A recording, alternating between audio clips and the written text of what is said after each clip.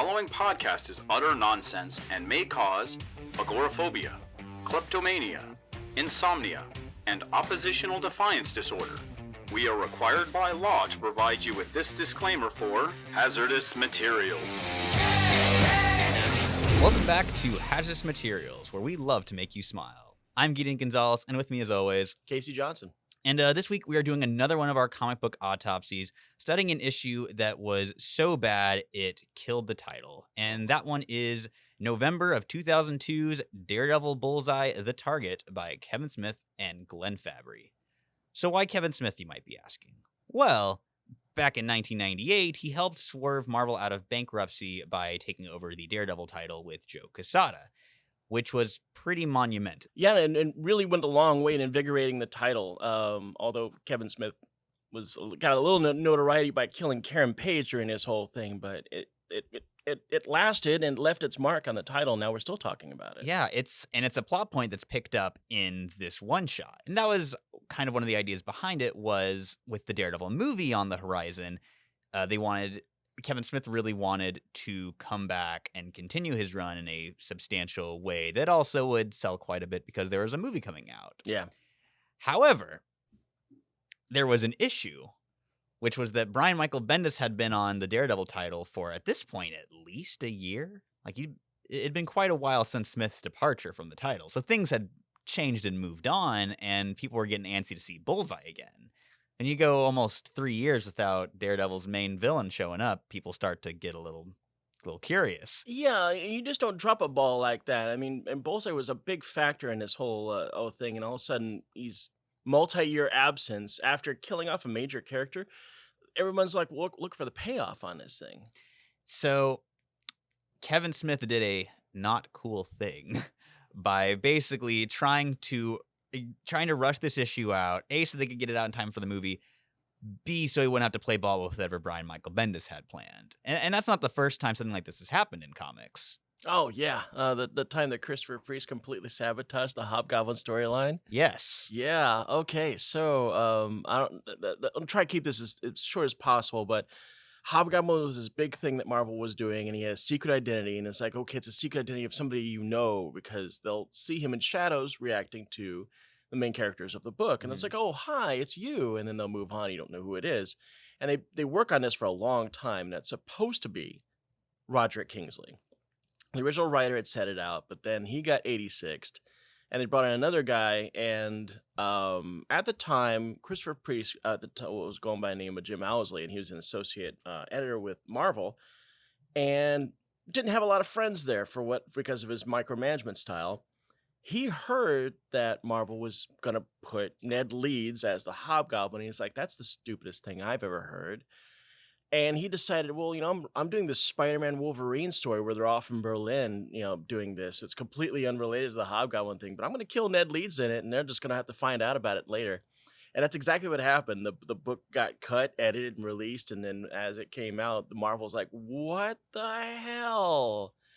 So they ended up having to get Ned Leeds back into the story and kill him off in a flashback as he's dressed as Hobgoblin, and then suddenly put him in Berlin. It's really ham-fisted, and I don't know if Christopher Priest accomplished what he wanted to do, but he definitely made some enemies, and he got fired soon afterwards. But of course, being that this was a Marvel comic set in New York City coming out in 2002, there was also the still looming shadow of 9/11, which also really heavily influences the book in a lot of not good ways. Yeah. We'll get to that in more detail as we start. But for now, let's dive into the issue itself. All right. So the first half of this book is all Daredevil content, and it's primarily a previously on catch-up for you for Daredevil's origin, what happened in the Smith run with Karen, and probably most notably that 9/11 happened. And this is one of many Marvel comics of the early 2000s to really lean into that. Probably most noticeably, you have Amazing Spider-Man number 36, which came out within a month of the attack. And they had a 2-page spread of Ground Zero. Yeah, with Spider-Man helping to get people out of the rubble. And there's stuff I don't like about that issue, but it's such a immediate reaction and it's very sincere. Uh, on the other side of the coin, you have stuff like The Dark Knight Strikes Again over at DC, where Frank Miller completely rewrote the back half of the series to include a subplot about Superman and Wonder Woman not being able to stop 9/11 from happening. It's really bad. I was not aware that occurred. It's kind of the first breaking point for Frank Miller, I think, which we'll get back to that later. Relevant because of the iconic Daredevil writer. Oh God, I don't know if I can really deconstruct Frank Miller because we'll be here But, for a while. The point I'm really wanting to get here though is that you can kind of put these reactions to 9/11 in superhero comics into two camps. You've got the sincere but maybe a little misguided and not necessarily like a little just not hitting the mark like the Spider-Man one. Like you see that it's coming from a raw place. And then you have stuff like in the Ultimates, which I really liked at the time. But looking back, it's like, you remember the movie Team America World Police? Absolutely. Where it's wanting to be satirical about United States foreign policy, but it ultimately lands on, I guess someone's got to do it, which it completely defeats the purpose of the message that it cultivates in the first half. Right. Because Ultimates is like, oh, we're like parodying United States interventionism by the form of these superheroes and like maybe getting at maybe this isn't a good idea.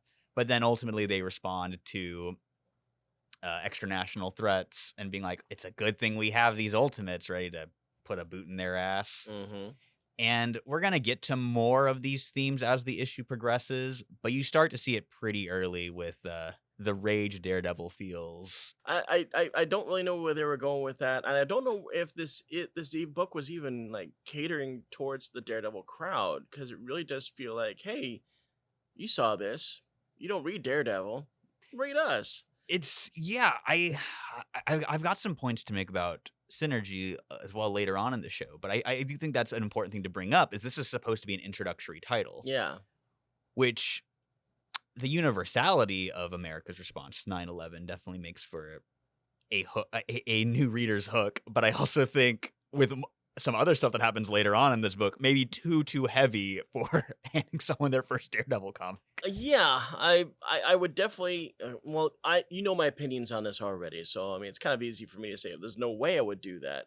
But even if this one had the right amount of polish, this was not how I would introduce Daredevil. No. To anyone. And I love Glenn Fabry. He's one of the best cover artists in the game. He's got a delightfully grotesque style that suits projects like Howard the Duck. A weird fit for this one. Yeah, I know him from I say my Preacher. I only say that my Preacher because I love Preacher so much. It's my favorite non-superhero comic ever, and he did all the covers for it, and they're great. He doesn't do interiors. He does covers because grotesquerie is what Preacher covers are really all about.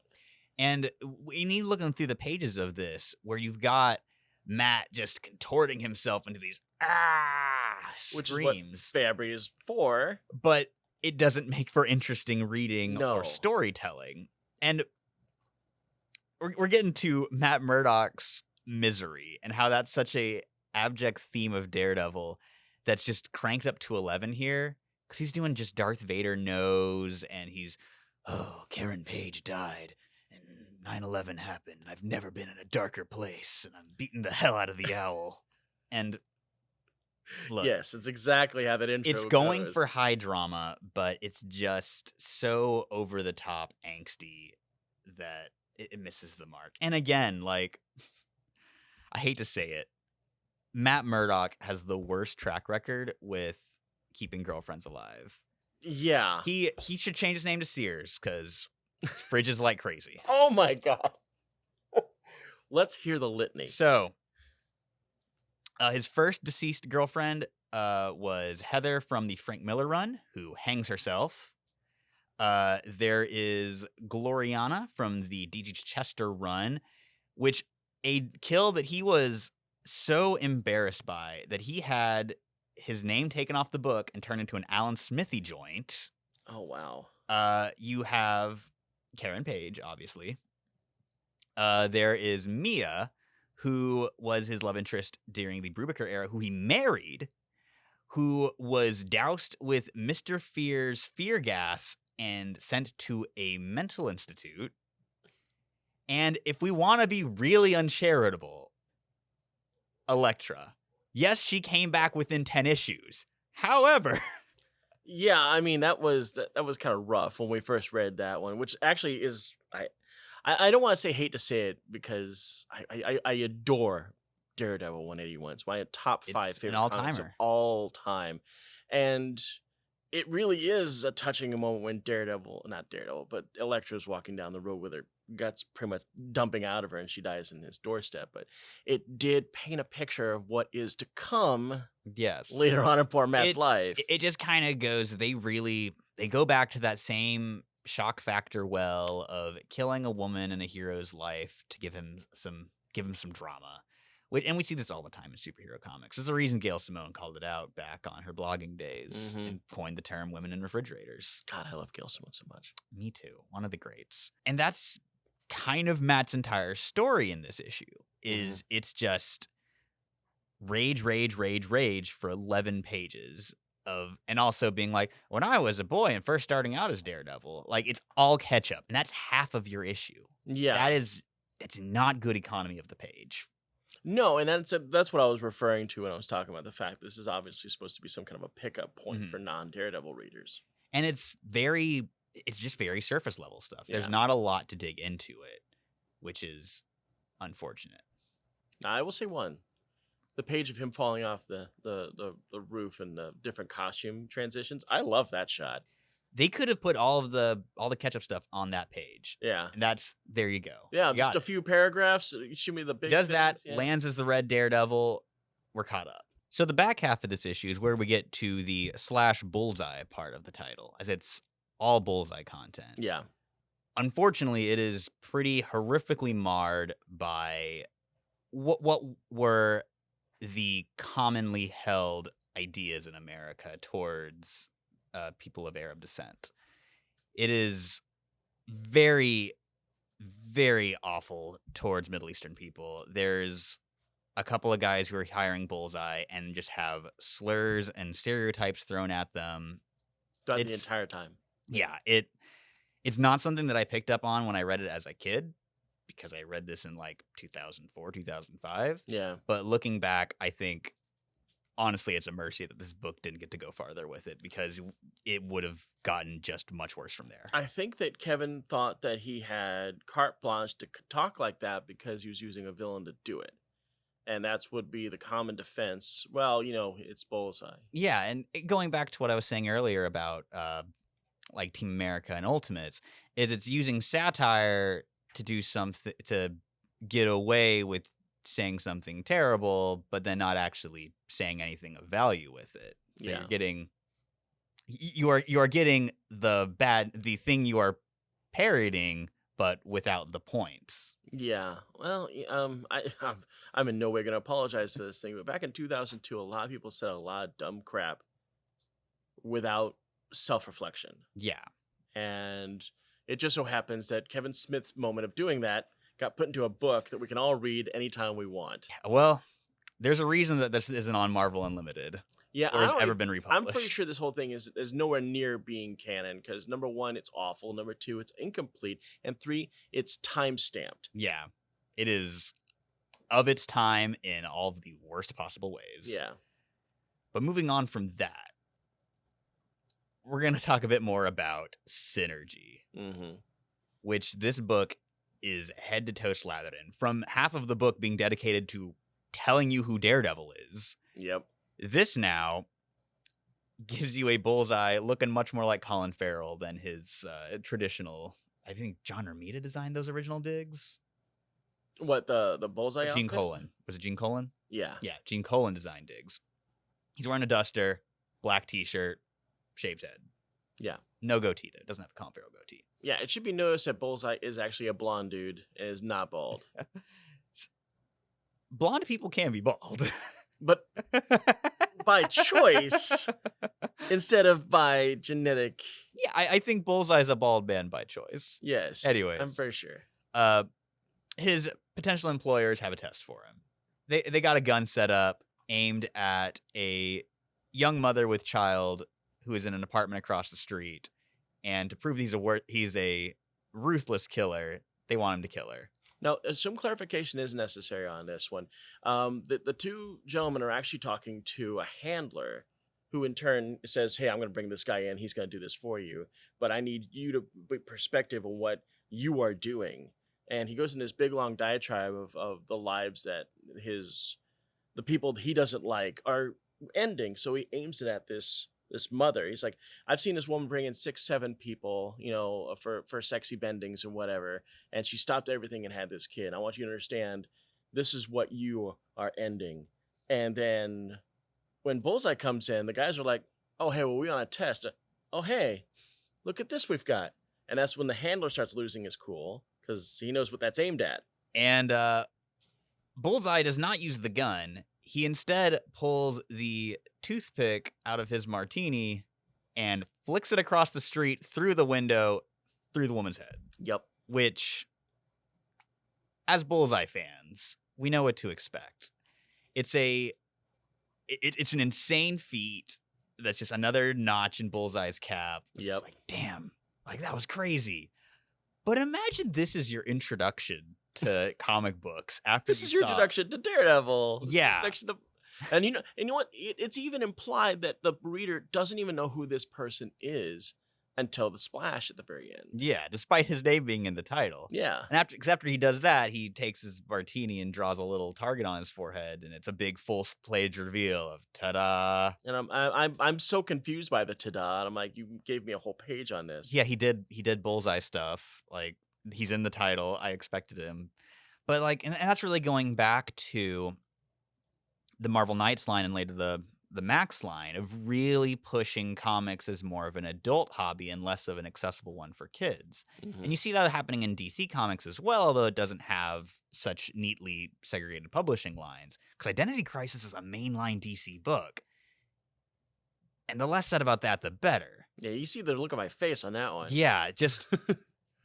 I don't know, we could do a whole episode on my feelings on the gradual I don't want to say dekidification, but I guess adultification of comic books and how they've become a less welcoming space. And I think we're getting better at it. I think the pendulum is swinging back a bit. I agree. But, yeah, man, those early 2000s, and this is a perfect example of just how grim and dark they were wanting to go to be taken seriously. And I guess there's something that can be said for Marvel when they realized just how far they were willing to go, and they drew the line. And then the Max series occurred. Mm-hmm. Yeah, the crazy stuff that happened in like Punisher and Alias and Nick Fury and all those kinds of stuff that happening at the time. Man, the Nick Fury Max book was insane. It's why George Clooney backed out of doing a Nick Fury movie, because he saw Nick Fury strangle a guy with his own intestines. That book was so crazy. Anyway, we won't get into that. That's the Bullseye section. And the book as a whole is misery, misery, misery. Yeah. Come back next month for the next issue. Which never happens. So after that disastrous number 1, people were waiting for number 2. And they waited. And they waited. The movie came out. They re-released number 1 in February of 2003. And people waited and waited. Kevin Smith apologizes, saying that production on Jersey Girl has been distracting him from writing comic books, because he also has a Spider-Man Black Cat miniseries that also gets delayed.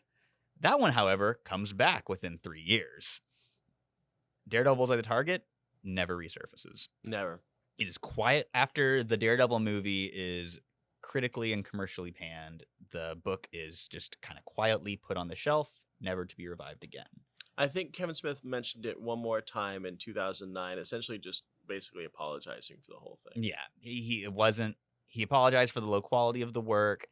He did say who the titular target was going to be, and it really hammers home that the issues with this book would not be improved with first year issues. Mm-mm. The men hiring Bullseye represent Al-Qaeda.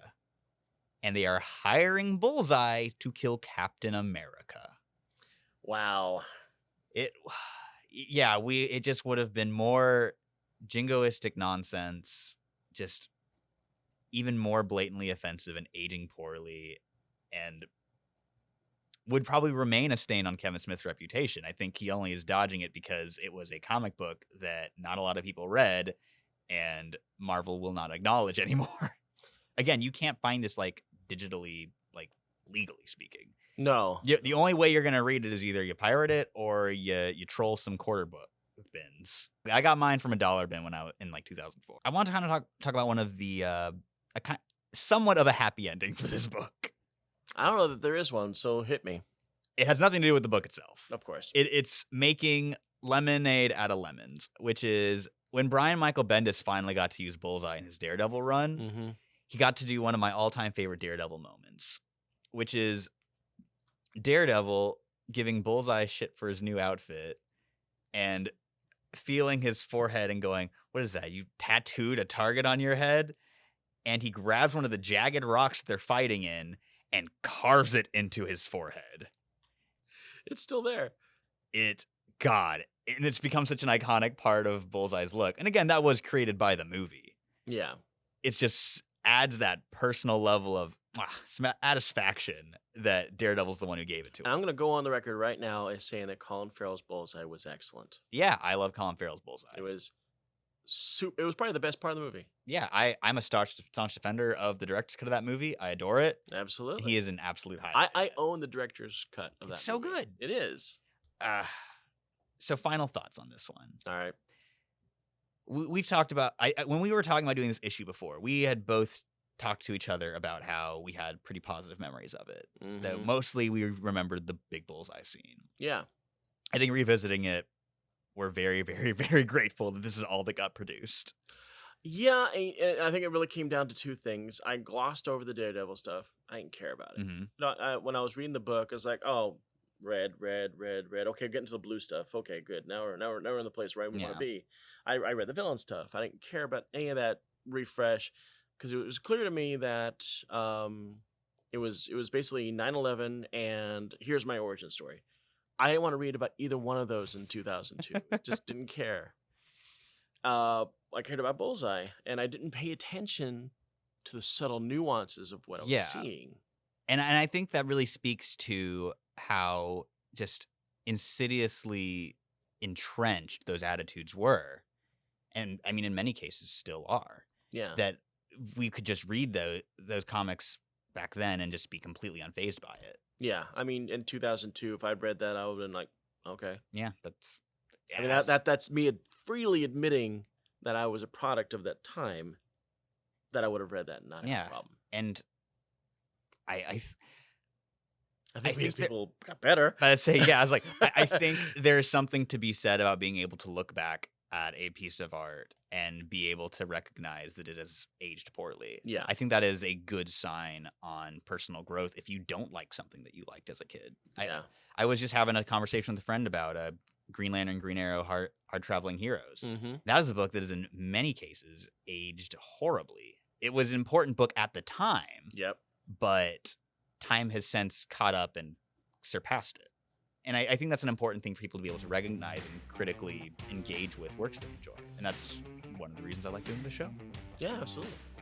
So with that, give us a follow on our socials. Give us some money on Patreon.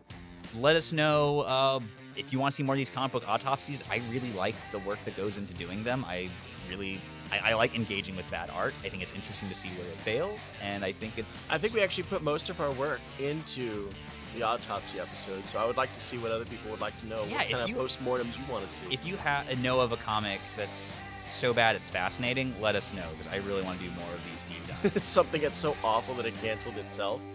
Definitely want to do that. Yeah, and subscribe, like, comment. We'll see you next time.